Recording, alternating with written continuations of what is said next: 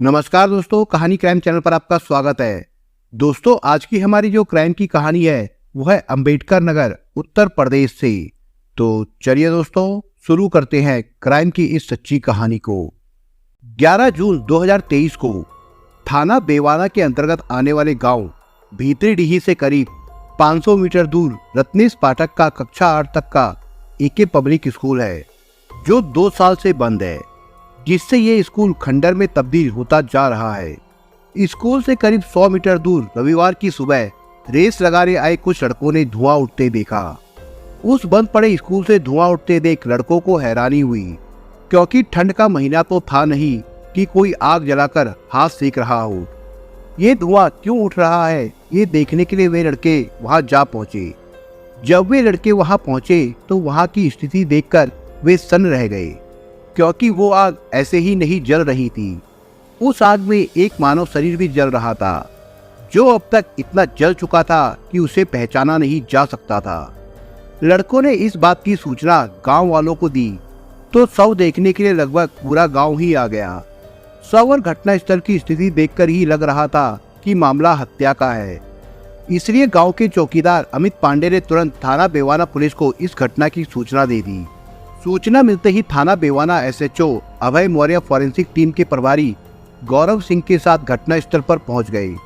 सूचना मिलने पर थोड़ी ही देर में सीओ सुरेश कुमार मिश्र भी वहां आ गए।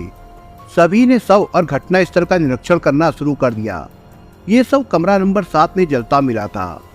शव की स्थिति ऐसी थी कि वो पहचानी नहीं जा सकती थी। वो 90% तक जल चुका था। इसलिए पुलिस ने आसपास की तलाशी लेनी शुरू की कि शायद ऐसी कोई चीज मिल जाए जिससे मरने वाले की पहचान हो सके। इस तलाशी में पुलिस को वहां से खून सनी मिट्टी, कुछ बाल जो शायद मरने वाले के थे, नशीली दवा सेंट्रोन और टाइमेक्स कॉन्डोम का एक पैकेट मिला। इन चीजों में ऐसी कोई चीज नहीं थी जिससे मरने वाले की पहचान हो सकती। फॉरेंसिक टीम ने अपना काम कर लिया तो एसएचओ अभय मौर्य ने घटनास्थल की औपचारिक कार्रवाई पूरी करके शव को पोस्टमार्टम के लिए भेज दिया। इसके बाद सभी पुलिस अधिकारी और थाना पुलिस वापस चली गई। किसी भी हत्या जैसे मामले की जांच को आगे बढ़ाने के लिए मरने वाले की पहचान बहुत जरूरी होती है। थाना बेवाना पुलिस ने मरने वाले की पहचान की कोशिश शुरू की। शव की फोटो से पहचान हो नहीं सकती थी।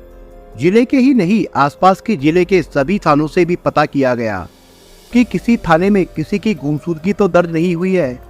पता चला कि कहीं कोई गुमशुदगी दर्ज नहीं है।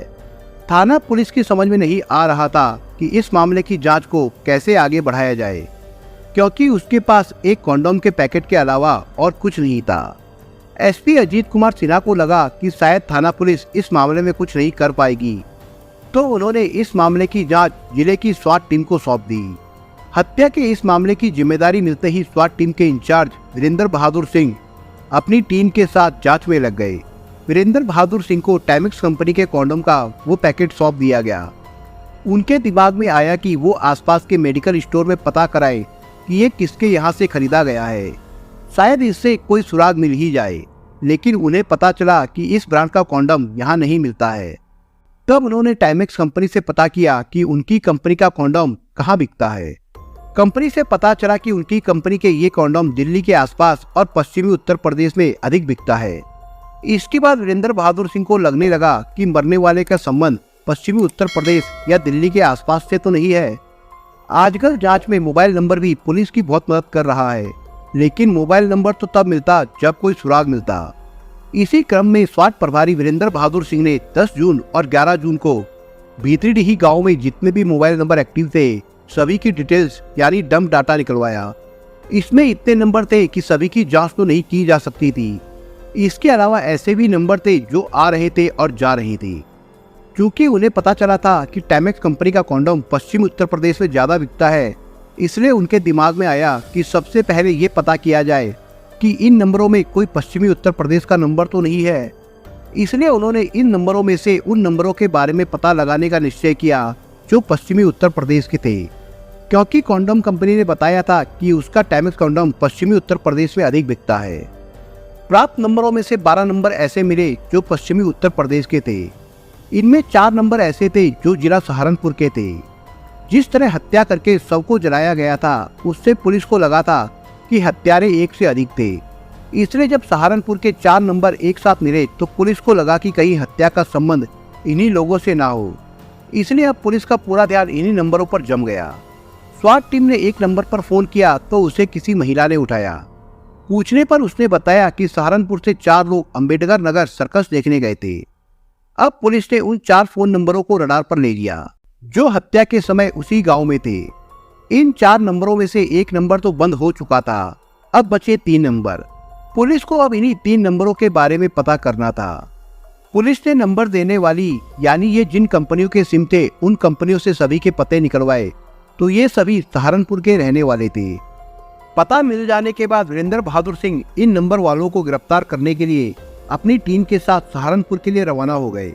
सहारनपुर पहुंचकर वीरेंद्र बहादुर सिंह की टीम ने स्थानीय पुलिस की मदद से 3 लोगों को गिरफ्तार कर लिया। इनके नाम थे इमरान, फरमान और इरफान। तीनों को गिरफ्तार करके अंबेडकर नगर लाया गया, जहां तीनों से पूछताछ शुरू हुई। पहले तो तीनों पुलिस को चकमा देते रहे, पर पुलिस के पास तो इस बात के सबूत थे कि हत्या वाली रात ये तीनों अंबेडकर नगर में मौजूद थे।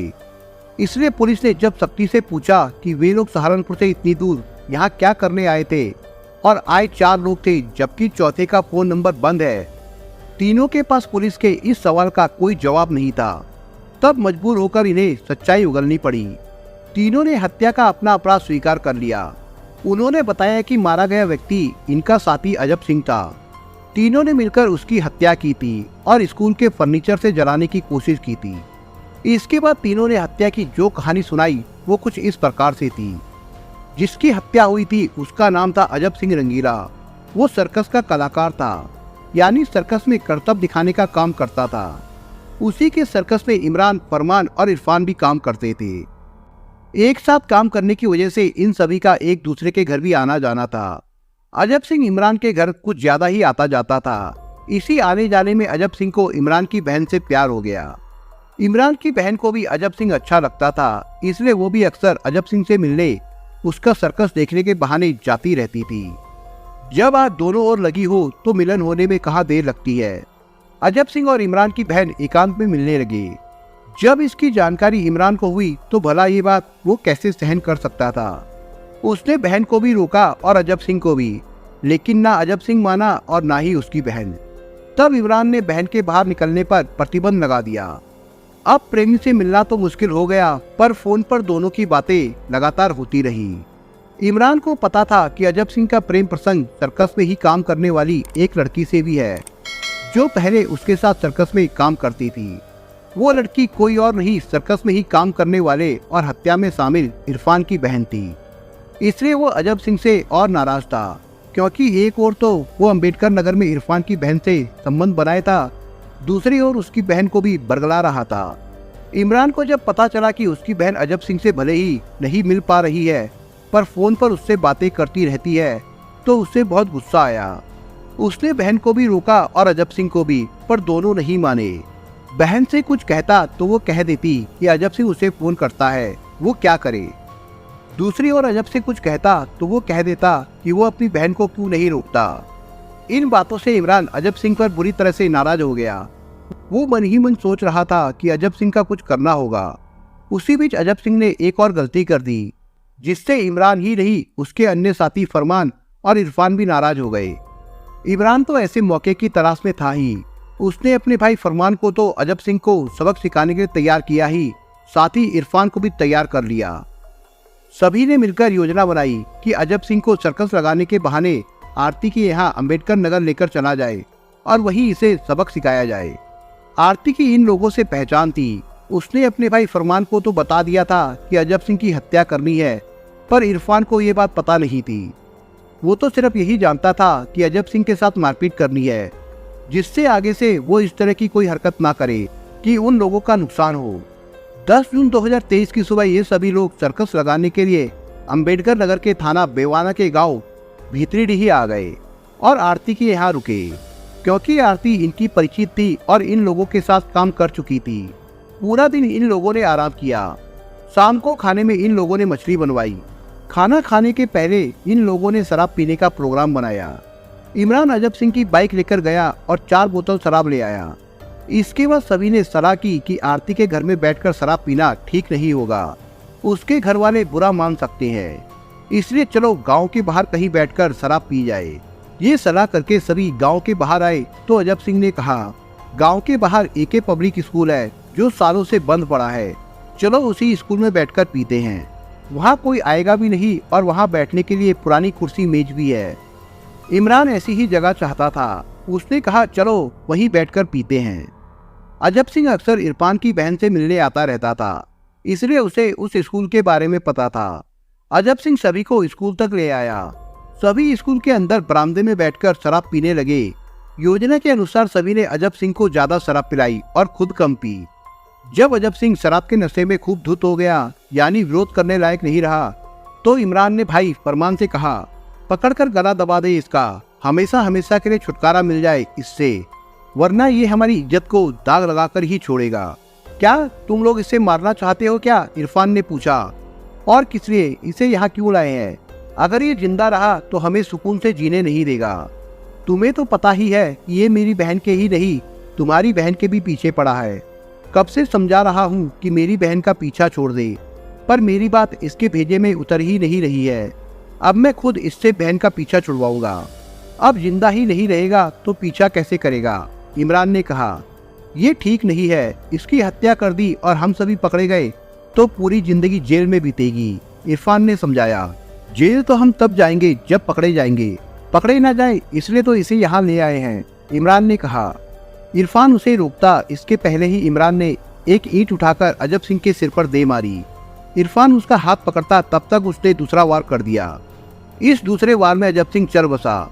अजब सिंह का खेल खत्म करने के बाद जब बात आई उसके शव को ठिकाने लगाने की, तो स्कूल के कमरा नंबर 7 में शव को ले गए और जो टूटा फूटा फर्नीचर पड़ा था उसे तीनों ने मिलकर इकट्ठा किया और उसी पर शव को रखकर आग लगा दी।